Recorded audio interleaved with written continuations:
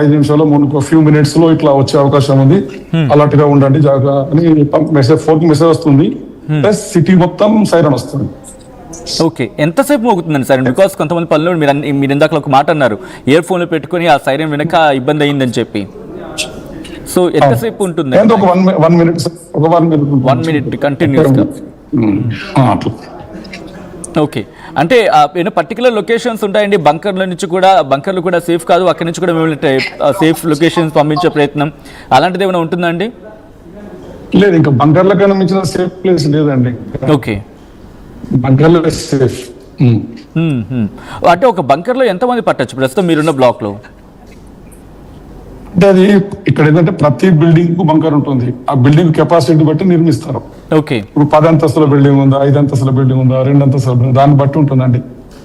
ఇప్పుడు ఏంటంటే పాత అంటే ఒక 30-40 సంవత్సరాల క్రితం కట్టిన బిల్డింగ్స్ అనుకోండి, వాళ్ళకి గ్రౌండ్ ఫ్లోర్ లో ఉంటుంది. ఆ 4 అంతస్తుల వాళ్ళందరూ కూడా గ్రౌండ్ ఫ్లోర్ కు రావాలి. ఇప్పుడు నేను ఉన్నది పాత, అంటే ఒక 30-40 ఏళ్ల క్రితం కట్టింది. నేను 4వ అంతస్తు నుంచి గ్రౌండ్ ఫ్లోర్ కి వచ్చాను అలా రాగానే. ఓకే, సో మళ్ళీ వెళ్ళగానే మళ్ళీ లోపల కిందికి వస్తాము. అయితే ఇప్పుడు ఒక 20 years బ్యాక్ లేటెస్ట్ కట్టే ఇండ్లు ఉంటాయి కదా, 20 years నుంచి అట్లా వాళ్ళకి ఏంటంటే ఎవ్రీ అపార్ట్మెంట్ కు ఉంటుంది, వాళ్ళు ఎటు వెళ్ళాల్సిన అవసరం లేదు. అంటే బంకర్ ఒక బెడ్రూమ్, స్టోర్ రూమ్ లాగా అది కూడా అట్లా అపార్ట్మెంట్ నిర్మిస్తారు కొత్త దాంట్లో. కొత్త వాళ్ళు బయటకు వెళ్ళాల్సిన అవసరం ఉన్నది కొత్త బిల్డింగ్స్. అదే విధంగా అన్ని పార్కుల్లో, పబ్లిక్ ప్లేస్ లో, స్కూళ్లలో, రైల్వే స్టేషన్ ప్రతి దగ్గర కూడా ఉంటుంది. ఇప్పుడు ఇక్కడ మెట్రో ఉంది, మన రోడ్డు మీద అనుకో, దగ్గరలోనే మెట్రోలోకి వెళ్ళిపోవచ్చు. ఓకే, బయట ఉంటే కనుక అన్ని ఓపెన్ ఉంటాయి. పబ్లిక్ ప్లేస్, పబ్లిక్ సంబంధించిన గార్డెన్స్ కానీ, స్కూల్స్ కానీ, రైల్వే స్టేషన్ కూడా అన్ని ఓపెన్ ఉంటాయి, ఎవరైనా వెళ్ళవచ్చు. ఓకే, సో ఒక్కసారి మీరున్న లొకేషన్లో ప్రజెంట్ పరిస్థితి ఏంటని ఒకసారి, ఎందుకంటే ఇప్పుడే ఫ్రెష్గా ఎవరైనా చూడండి వాళ్ళకి చెప్పే ప్రయత్నం చేస్తున్నాం. ప్రజెంట్ ఇజ్రాయెల్ దగ్గర ఎటువంటి పరిస్థితి ఉందనేది అప్డేట్ అందించే ప్రయత్నం చేస్తుంది ఆర్టీవీ. మనతో పాటు అక్కడ తెలుగు అసోసియేషన్స్కి లీడ్ చేస్తున్న సోమ రవి మనతో పాటు లైవ్లో కంటిన్యూ అవుతున్నారు. రవి గారు, ప్రస్తుతం పరిస్థితి ఏంటి, ఇంకెంతసేపు కొనసాగే అవకాశం ఉంది అనేది ఒకసారి క్లియర్ చేసే ప్రయత్నం చేస్తారండి? జస్ట్ ఒక 2 hours అవుతుంది కాబట్టి మనం ఇప్పుడు ఏం చెప్పలేము. అయితే 3 రోజుల పాటు ఎయిర్పోర్ట్స్ ని క్లోజ్ చేయడం జరిగింది, మండే సాయంత్రం వరకు. లాస్ట్ టైం అంటే ఒక 12 రోజుల యుద్ధం లాంటి పరిస్థితి వచ్చినప్పుడు అప్పుడు ఎటువంటి పరిస్థితులు ఉన్నాయి, అండ్ అప్పుడు ఎలా హ్యాండిల్ చేస్తారు, అండ్ ఇప్పుడు సిచ్యువేషన్ మీద అక్కడ వాళ్ళ అభిప్రాయం ఏంటి రవి గారు?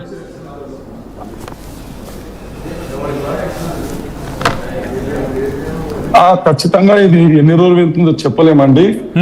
ఎక్కువ అలర్ట్ అయితే ఉండాల్సి వస్తుంది, ఎందుకంటే మన లాస్ట్ టైం ఇరాన్ ప్రభావం ఎలా ఉంటుందో మేము చూసాం కదా ప్రత్యక్షంగా.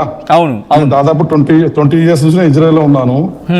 అంత ప్రభావం ఎప్పుడు లేదు, ఎందుకంటే హమాస్ గానీ, హిజ్బుల్లా గానీ, హౌతీ గానీ వాళ్ళ తీవ్రత తక్కువ ఉంటుంది, వాళ్ళ కెపాసిటీ. ఒకవేళ వాళ్ళ మిసైల్ వచ్చి పడ్డా కూడా జస్ట్ ఒక బెడ్రూమ్, ఒక హాల్ డ్యామేజ్ అవుతుంది. ఓకే, అది కాబట్టి ఇది అట్లా కాదు. ఇప్పుడు ఇరాన్ వల్ల బాలిస్టిక్ మిసైల్ కాబట్టి టోటల్ నీకు అపార్ట్మెంటే మొత్తం బిల్డింగ్ ఎఫెక్ట్ అవుతుంది. ప్లస్ చుట్టుపక్కల ఉన్న ఒక సరౌండింగ్ 200 meters అన్ని బిల్డింగ్ కదులుతాయి, గ్లాసెస్, విండోస్ అన్ని పలిగిపోవడం జరుగుతుంది అన్నట్టు. సో అందుకోసం ఎక్కువ జాగ్రత్తగా ఇప్పుడు ఉంటున్నాం. ఇంతకుముందు యాక్చువల్ గా ఈ వైరస్ సైరన్స్ వచ్చినా మేము పెద్ద పట్టించుకునే వాళ్ళం కాదు. అట్లా ఈ ఇరాన్ కెపాసిటీ ఎక్కువ, బాలిస్టిక్ మిషన్స్ ఉన్నాయి కాబట్టి ఖచ్చితంగా జాగ్రత్తగా అందరం ఉంటున్నాము. మన వాళ్ళందరికీ కూడా చెప్తున్నాము. ముఖ్యంగా కొత్తగా ఈ మధ్య వచ్చిన వాళ్ళకు ఎక్కువ అలర్ట్ చేస్తున్నాం. పాత వాళ్ళకైతే పెద్ద చెప్పాల్సిన అవసరం ఉండదు, వాళ్ళకి అనుభవం ఉంటుంది కాబట్టి. ఎంతమంది ఉంటారు రవి గారు సుమారుగా తెలుగు వాళ్ళు అక్కడ? తెలుగు వాళ్ళు దాదాపు ఒక 7,000 ఉంటారండి. ఎంతమంది అండి? 7,000 ఉంటారు తెలుగు వాళ్ళు. 7,000. ఎవరైనా భయపడి వెనక్కి వచ్చే ప్రయత్నం చేస్తున్నారా, లేకపోతే కాంటాక్ట్ అవుతున్నారా? ఎవరు రారండి, ఎవరు రారు. భయపడేది ఏం లేదు, జస్ట్ ఎక్కువ అలర్ట్ గా జాగ్రత్తగా ఉండడమే. ఓకే, నెగ్లెక్ట్ చేయకుండా ఉండడం. భయపడి ఎవరు వెళ్ళరండి. లాస్ట్ టైం కూడా మన Indian government airport flights arrange చేసి అన్ని చేసింది కూడా ఎవరు పోలేరు. మా ఒక 4-5 ఫ్లైట్లు ఏమి వెళ్ళినాయి అంతే. ఐ థింక్ 1000 people 1100 people వెళ్ళారు. అది కూడా అట్లా 50% మళ్ళీ రిటర్న్స్ స్టూడెంట్సే. వర్క్ పర్మిట్ వచ్చిన వాళ్ళు 99% ఎవరు వెళ్ళరు. వాళ్ళు విజిటర్స్, స్టూడెంట్స్ అట్లా కొంతమంది వెళ్తారు తప్ప ఎవరు వెళ్ళరు. ఈవెన్ గవర్నమెంట్ ఫ్లైట్స్ అరేంజ్ చేసినా వెళ్ళరు. ఎందుకంటే మాకు అవగాహన ఉంది కదా ఇక్కడ సిచ్యువేషన్ ఎట్లా ఉంటుంది, మనకి ఎంత మట్టుకు ఎఫెక్ట్ అవుతుందని మనం ఇప్పుడు 20 years అవుతుంది, కొత్త కాదు కదండి ఇట్లాంటి ఎన్ని చూసాం.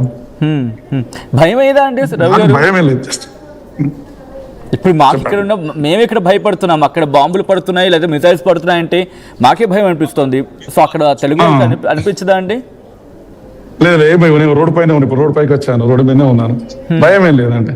ఇప్పుడు బంకలకెళ్ళి బయటకు వచ్చాను, రోడ్డు పైన ఉన్నాను, భయం అని లేదు. జస్ట్ ఓన్లీ అలా వచ్చే ఆ సైరన్ వార్నింగ్స్ ను మనం గమనిస్తూ ఆ 5-10 నిమిషాల 20 నిమిషాల జాగ్రత్తగా ఉంటే సరిపోతుందండి.